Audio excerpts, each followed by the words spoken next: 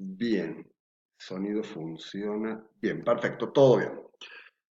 Gente, tal como hemos quedado, les voy a acercar en este video un pantallazo general sobre los temas que van a incluirse en este segundo acreditable. Recuerden que el inglés, como cualquier lengua que se aprende, es similar a la construcción de una pared.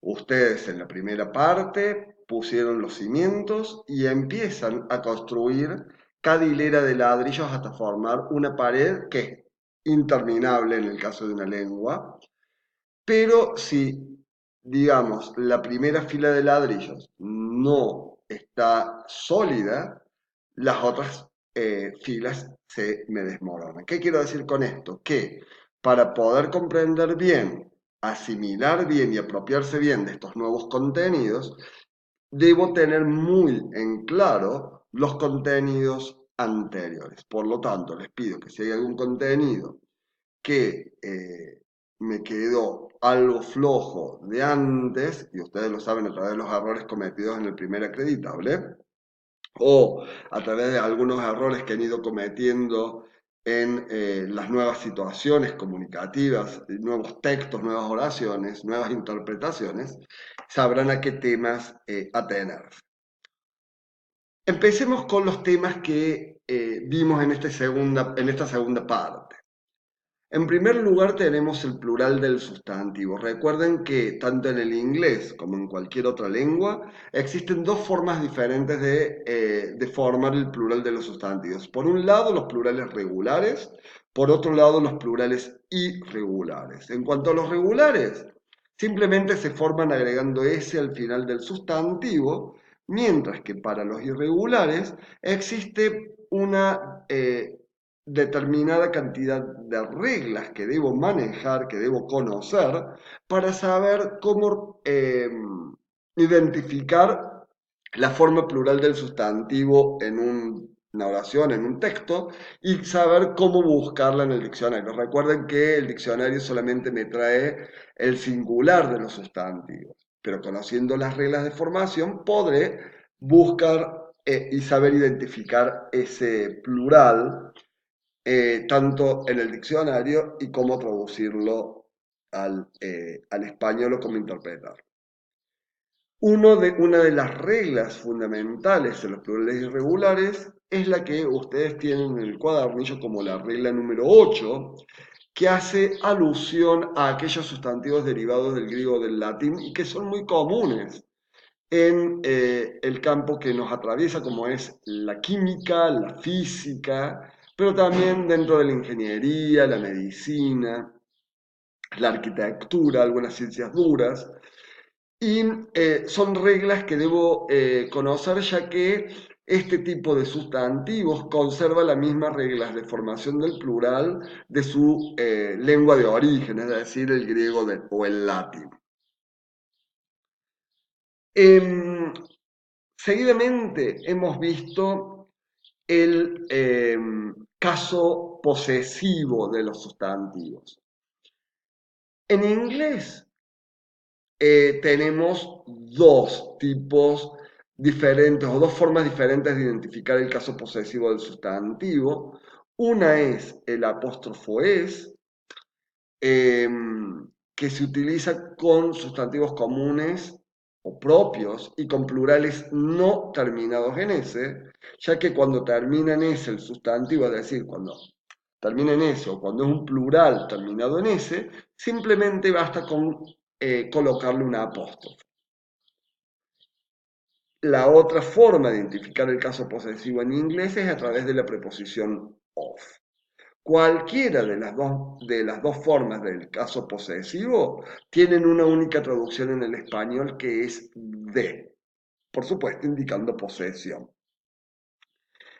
Em, Recuerden, por ejemplo, acá tenemos un ejemplo, Avogadro's number, cuando hago la traducción es al revés que está en el inglés.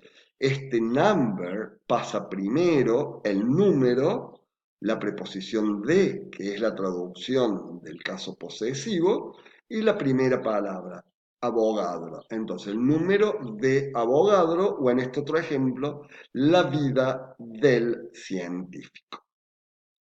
En cambio, en el caso que tengamos la preposición of, es muy simple porque hasta el orden de las palabras se asemejan tanto en el inglés como en el español, así que no habría ningún tipo de problema. Y antes de pasar a los tiempos verbales propiamente dichos, que es el tema que nos convoca seguidamente, vamos a hacer un alto aquí para hablar un poquito de los cognados, de esas palabras traidoras que tienen una transparencia falsa en el español. Nosotros en el primer acreditable nos referimos exclusivamente a los cognados, pero sustantivos. En esta segunda parte hemos hecho mención a esas palabras traidoras, a esos falsos amigos, pero dentro de otras clases de palabras, como son los adjetivos y los verbos. Vamos avanzando en el cuadernillo y vamos a ver en la página 48 del cuadernillo una serie de adjetivos y verbos que con los cuales ustedes estuvieron trabajando. ¿Sí? Cuidado con estos adjetivos y verbos y otros que pueden aparecer, pero estos son los más recurrentes, los más usados dentro de la parte de la química y de la física. Así que creo que con este listado, apropiándonos de estas palabras, incorporándolas a nuestro vocabulario técnico, creo que va a andar bien. Así que cuidado con las palabras que son transparentes, ya lo vimos desde los sustantivos, cuidado ahora con los adjetivos y con los verbos. Vamos a volver ahora a los tiempos verbales. A diferencia del español, en inglés tenemos tres tiempos verbales bien demarcados, bien diferenciados, que son, por un lado, el tiempo presente, el pasado y el futuro. Y dentro de esos tiempos, el idioma inglés, el idioma extranjero, se va a mover. Vamos a ver qué características tiene cada uno de ellos. Para ello vamos a volver a retroceder en el cuadernillo y nos vamos a ir al primero de los tiempos, que es el tiempo verbal presente. Tal cual vemos en la pantalla, tenemos tres tipos de presente, que son el presente simple, que denota una acción o refiere a una acción que sucede de manera habitual, como por ejemplo el de vive, analizan, trabajo, voy, busco, etc. El presente continuo, que es el que refiere a una acción que sucede en el mismo momento que se está hablando. Por ejemplo, cuando estoy describiendo un fenómeno, cuando estoy realizando un experimento en el laboratorio, cuando estoy trabajando con un proyecto en este momento, etc. Y el presente perfecto, que da la idea de una acción acabada, pero que antes de terminar hubo un proceso, ¿sí? Que ya lo vamos a ir viendo con detenimiento. Por ejemplo, ¿y cómo se forma ese presente perfecto? A través del verbo have o has, dependiendo de la persona, y que acá no se traduce como tener, sino como haber, seguido de un participio pasado terminado en ado oído. Pero bueno, eso lo vamos a ver cuando lleguemos al tiempo presente perfecto, y ahí vamos a sacarnos todas las dudas. Empecemos con el presente simple. En el presente simple, las primeras personas en el afirmativo I, you, we and they van seguido del verbo en infinitivo tal cual como aparece en el diccionario. Mientras que las terceras personas, el he, el she, el it, van a tomar eh, la S, ES o IES dependiendo del verbo. Estas terminaciones que adquiere el verbo para la tercera persona en el caso del presente simple son las mismas o siguen las mismas reglas en la formación de este tiempo verbal que la que vimos anteriormente para la formación de los plurales del sustantivo. Es decir, las reglas del plural del sustantivo se cumplen también para la tercera persona de este tiempo verbal.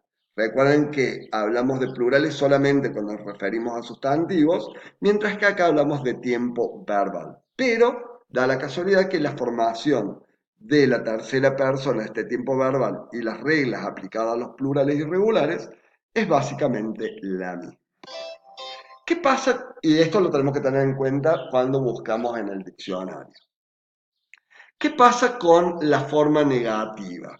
La forma negativa de las primeras personas, I, you, we and they, usan un auxiliar, al igual que las otras, pero en este caso es el do, que no se traduce, no tiene una traducción al español, sino que me anuncia la presencia del negativo para este tiempo verbal. Lo mismo va a ser con el auxiliar das para el he, el she, el it, que al formarlo el negativo van a tener la partícula not. Y en el caso del interrogativo se hace por inversión, es decir, pasan del auxiliar delante del sujeto, do o das. ¿Pero acaso el do no es también verbo? Sí, cuando estamos frente a una oración afirmativa, pero acá el do o el das, dependiendo de la persona, se traduce como hacer, el verbo hacer. Mientras que cuando en este tiempo verbal es negación o pregunta, el auxiliar no tiene traducción. El presente continuo, que es el otro tipo de presente, se forma con el verbo be seguido del verbo terminado en ing. El verbo be se traduce como estar y el verbo terminado en ing toma la terminación ando, endo, que da la idea de que la acción está ocurriendo, sucediendo en este momento. Esto es un pantallazo general. Yo lo que les pido es que después detenidamente se pongan a leer cada uno de los temas en particular para resolver con éxito luego el acreditable. Seguimos. La pregunta, la interrogación se hace por inversión del sujeto. Acá tenemos unas determinadas reglas que deben conocer cuando el verbo toma la ing para este tiempo verbal. ¿Sí? Cuidado con los que terminan en o en ie, o cuando terminan en doble e, etcétera, etcétera, etcétera.